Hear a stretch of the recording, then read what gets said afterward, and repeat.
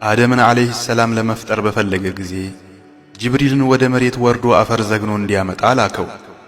ጅብሪልም ወደ መሬት ከወረደ በኋላ ከመሬት አፈር ሊዘግን ሲል መሬት እንዳትቀንሰኝ በአላህ እጠበቃለሁ አለችው። ጅብሪልም በአላህ እጠበቃለሁ ስትለው ምንም ሳይነካት ትቶ ተመለሰ። አላህም ዘንድ መጣና ጌታዬ ምድር ባንተ እጠበቃለሁ ስትለኝ ትቼ ተመለስኩ አለው። ከዚያም አላህ ሚካኤልን ላከው። ሚካኤልም ትእዛዙን ሊፈጽም ወደ ምድር ሲወርድ መሬትም እንዳትቀንሰኝ በአላህ እጠበቃለሁ አለችው። ሚካኤልም በአላህ እጠበቃለሁ ስትለው ምንም ሳይነካት ትቶ ተመለሰ። አላህም ዘንድ መጣና ጌታዬ ምድር ባንተ እጠበቃለሁ ስትለኝ ትቼ ተመለስኩ አለው። በመጨረሻም አላህ አዝራኤልን ላከው። አዝራኤልም ተልእኮውን ሊፈጽም ምድር ላይ ወረደና አፈር ሊዘግን ሲል ምድርም እንዳትቀንሰኝ በአላህ እጠበቃለሁ አለችው። አዝራኤልም እኔ ራሴ የአላህን ትእዛዝ ሳልፈጽም ከመመለስ በአላህ እጠበቃለሁ ብሏት አፈር ከተለያየ ቦታ መዘጋገን ጀመረ። ከጥቁሩም ከነጩም ከቀዩም ዘገነ። ለዚያም ነው የሰው ልጆች መልክም የተለያየው። ከዚያም አዝራኤል አፈሩን ይዞ አላህ ዘንድ ሲቀርብም አላህም አፈሩን አንተ እንዳመጣ ሁላ ነፍሳቸውንም እንድታወጣ አንተን ወክዬሃለሁ አለው። ከዚያም ከምድር የመጣው አፈር ረጥቦ ጭቃ በሆነ ጊዜ አላህ ለመላእክቶቹ እኔ ከጭቃ ሰውን ልፈጥር ነው፣ ፍጥረቱንም ባስተካከልኩና ከመንፈሴ በነፋሁበት ጊዜ ለእርሱ ሰጋጆች ሁናችሁ ውደቁ ብሎ መልእክት አስተላለፈላቸው። ከዚያም አላህም ኢብሊስ እንዳይኩራራ አደምን በእጁ ፈጠረው። ከዚያም ለ40 ዓመት ያህል ጭቃው ቅርጽ ብቻ ሆኖ ከረመ። መላእክትም በዚያ በኩል ሲያልፉ አደምን ሲያዩት እጅግ በጣም ይፈሩ ነበር። ነፍስም አልገባበትም ነበር። ከሁሉም በላይ የሚፈራው ኢብሊስ ሁሌ ከአደም ጭቃ አጠገብ ሲያልፍ በእግሩ መታ አድርጎት ነበር የሚያልፈውም። ያን ጊዜ ሸክላ ሲመታ የሚወጣው ድምፅም የአደም ዓለይሂ ሰላም ገላ ሲመታም ይወጣ ነበር። ከዚያም ኢብሊስ ከአደም ጭቃ ጎን ላይ ቆሞ አንተማ ለሆነ ነገር ነው የተፈጠርከው እያለ በአፉ እየገባ በመቀመጫው ይወጣ ነበር። ኢብሊስ ለመላእክትም እኔ በዚህ ላይ ከተሾምኩ አጠፋዋለሁ፣ እሱም እኔ ላይ ከተሾመ አምፀዋለሁ በማለት ይዝት ነበር። አላህም በአደም ገላ ላይ ነፍስ መንፋት በፈለገ ጊዜ መላእክትን ልክ ሩሑን ወይንም ነፍሱን እንደነፋሁለት ሰጋጆች ሁናችሁ አጎብድዱ ብሎ አዘዛቸው። መላእክትም ዝግጁ ሆነው መጠባበቅ በጀመሩ ጊዜ አላህ በአደም ነፍሱን መንፋት ሲጀምር ገና ነፍሱ በአደም ጭንቅላት በኩል ስትገባ አደም አስነጠሰው። መላእክትም አልሐምዱሊላህ በል አሉት።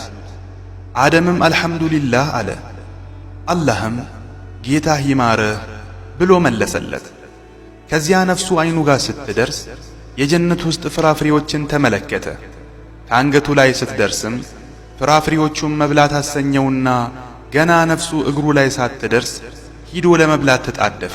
ነፍሱ መላ ሰውነቱ ላይ ስትሰራጭ ከመላእክት ሁሉ ቀድሞ ሱጁድ ያደረገለት ኢስራፊል ነበር። ከዚያም አላህ ለአደም ሂድ እነዚያን ሰላም በላቸውና ምን ብለው እንደሚመልሱልህ አድምጥ ብሎ ላከው።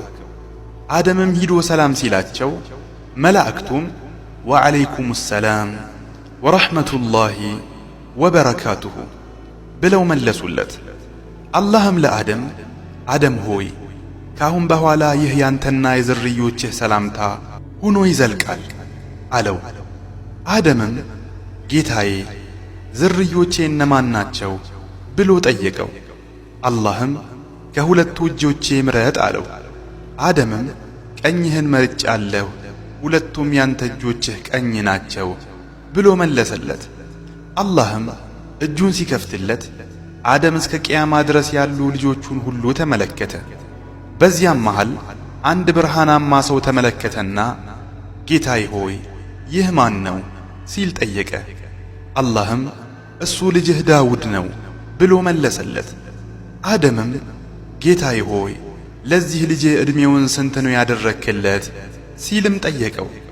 አላህም 60 ነው በማለት መለሰለት። አደምም ጌታዬ ሆይ ከኔ ዕድሜ 40 ቀንስና ለሱ ጨምረህ 100 ሙላለት አለው። ለአደም የተመደበለት ዕድሜ 1000 ነበር። አላህም እሺ ብሎ ሞላለትና ምስካሪ መላእክቶችንም አደረገ። ከዚያም አላህ ዳግም ለአደም ልጆቹን ሁሉ ሲያሳየው አንዱ ጤነኛ፣ አንዱ እግር የሌለው፣ አንዱ መስማት የተሳነው፣ አንዱ ማየት የተሳነው ሆነው አገኛቸው። ይህን ሁሉ ሲመለከት ጌታዬ ምን ነው ሁሉን እኩል ብትፈጥር ምን ነበረበት ሲል ጠየቀው። አላህም አንተ አደም ሆይ እኔ እንድመሰገን እፈልጋለሁ ብሎ መለሰለት። ከዚያም አላህ የአደምን ጀርባውን አንድ ጊዜ አብሶ የሰው ልጆችን ሁሉ አወጣ።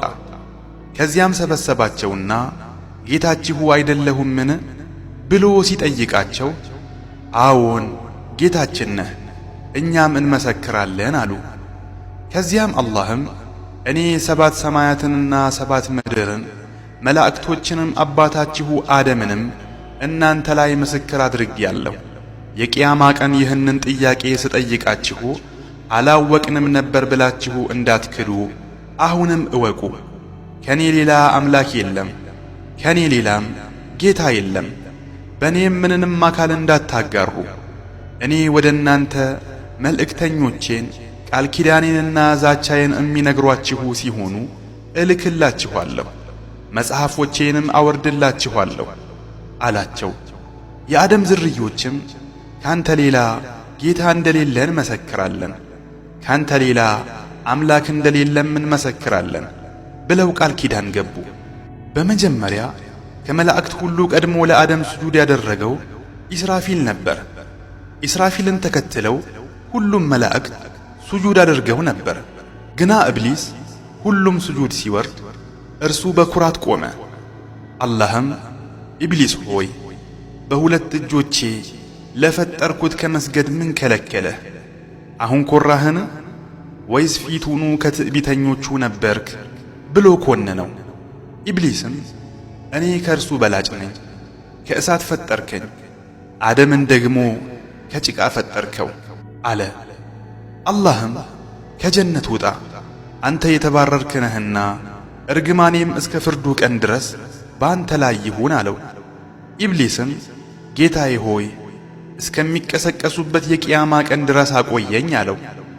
አላህም ጥያቄውን ተቀብሎት እስከ ቂያማ ቀን ድረስ ኢብሊስን ሊያቆየው ቃል ገባለት።